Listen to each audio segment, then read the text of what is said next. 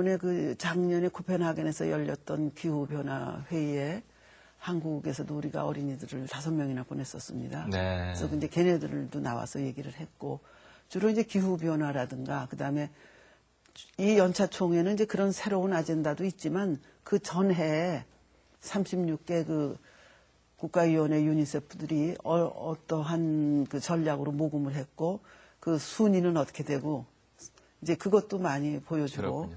또 이번 총회에서는 이제 북한 문제, 북한의 아이들의, 구호 문제 네, 이런 어려움. 것들도 다 논의가 됐었습니다.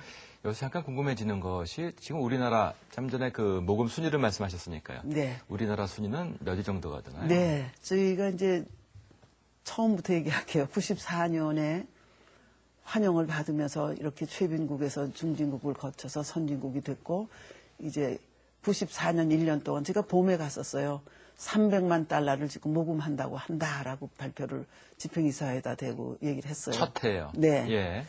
그래서 이제 저희가 돌아와 가지고 열심히 해서 360만 불이 모여졌습니다. 목표를 초과했네요. 예. 근데 예. 저희는 이제 모여진 거는 그보다 조금 많은데 여기서 그 운영하려면 운영 예, 경비가 인건비도 있으니까. 들어가고 또 예. 사업에 투자를 해야 됩니다.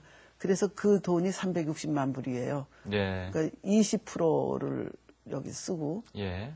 그래서 저는 이렇게 나가면은 저 2000년까지 가면은 뭐 굉장히 많이 모이겠구나. 1000만 불 문제 없구나 그랬는데 곧 이어서 이제 환율이 자꾸 올라가고 저희 첫 해는 760대 1이었습니다. 예. 그 다음에 뭐 860대로 가고 900대로 가더니 IMF가 터졌어요. 예. 그래서 98년에 280만 불로 내려갔습니다. 그랬군요.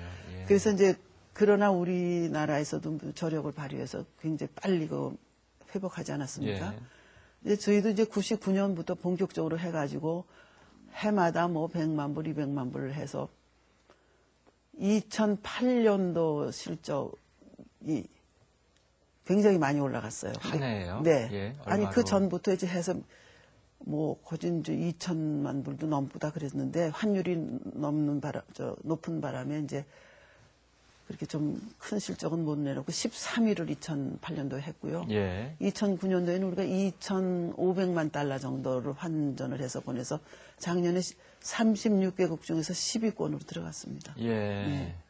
참 그랬을 때 정말 다른 나라에서 바라보는 한국의 위상이 많이 달랐을 것 같은데요. 네, 그런데 이제 1위와 이거 10위 차이가 또 많이 있어요. 그렇겠죠. 36개국이 예. 모금은 하지만 그 중에는 이제 그 동굴아파에 아직 경제적으로 어려운 나라들도 많이 들어있고 네. 결국 그 10개의 큰 나라들이 그 중에 90%를 해요. 제일 예. 잘하는 나라가 일본입니다. 우리가 2,500만 달러를 보냈지만 일본은 1억 6천만 달러예요. 네. 그러니까 2위가 독일인데 독일이 9천만 달러거든요. 예. 그래서 이제 그런 차이가 있고요. 그러다 보니까 이제 한국에 대해서는 정말 빨리빨리 자라나는 그런 나라다라는 얘기를 듣고 있고 또 올해 저희가 더 많이 성장을 했어요. 그렇군요. 네. 그런 가운데 궁금해지는 것이 이제 그 기부자가 어떤 분들일까라고 하는 그 면면인데요. 네, 사실 유니세프가 1년 동안에 그 156개 개발도상국에서 펼치는 아까 제가 말씀드린 5개 아동 발달 사업에는 얼마만 예산이 들어가냐 하면 거진 한 27, 8억 불이 들어갑니다. 네. 그런데 이 돈이 어디서 나오느냐.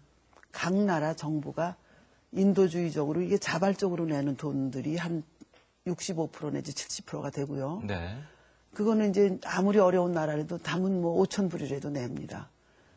그리고 나머지는 이제 국가위원회의 선진국들이 민간 모금을 통해서 또 30% 정도를 충당해요. 그래서 2009년도에 한 거진 8억 7천만 달러를 36개 우리 선진국에서 민간 모금을 통해서 했거든요. 네.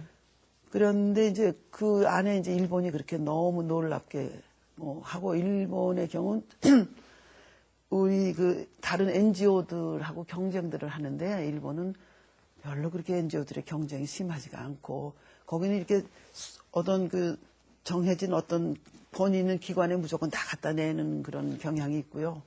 한국은 우리 국민성 잘 알잖아요. 네. 굉장히 화끈하고 진취적이고 뭐든지 지금 우리 그 모금 시장이 달아올라가지고 경쟁이 아주 치열합니다. 네. 이제 저희도 이제 그 중에 하나인데요.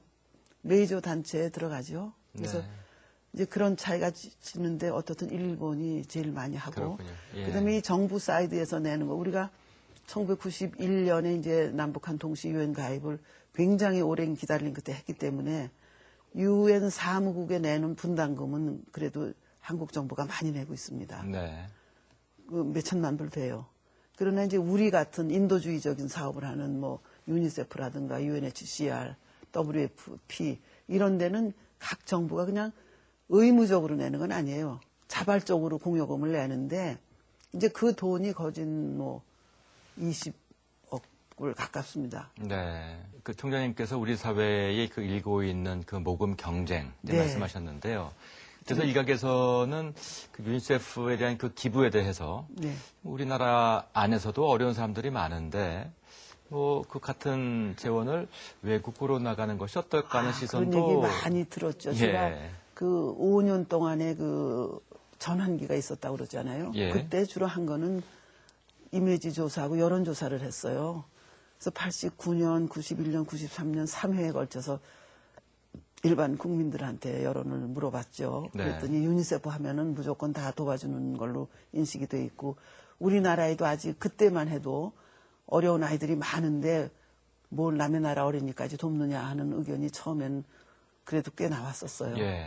그러나 이제 더 많은 의견은 이제도 우리는 그만큼 도움을 받았으니까 다른 나라 어린이를 도와야 된다라는 게 이미 뭐 그때부터 더 많이 60, 70% 나왔습니다. 네. 근데 지금까지도 뭐 그런 말을 하시는 분은 있는데 우리 사회가 뭐 다양하게 구성돼 있고 그래서 그런 말이 없을 수는 없죠. 네. 예, 근데 아직도 국내 어린이를 이제 우선으로 하고 또 국내 어린이를 돕는 기관은 굉장히 많습니다. 그렇군요. 예. 그랬는데 최근에 와서는 그 국내 어린이를 돕던 기관들까지도 이젠 다 글로벌하게 이 제3세계 어린이 개발다성 어린이를 돕는 그런 대열로 지금 다 들어오고 있는데 네. 그 경쟁이 대단합니다. 네.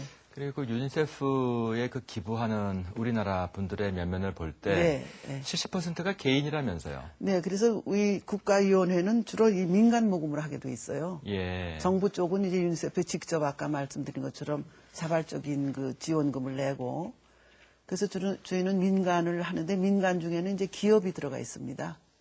근데 예. 기업은 우리나라 기업도 전 10여 년 전부터 지금 CSR이라고 그래가지고 기업의 사회적 책임 뭐 이렇게 내세워서 지금 많이 그 전체 자기네 기업의 예산의 10%를 이런 그 사회에 환원하는 그런 구조를 만들어서 뭐 지금 열심히 하고 있지.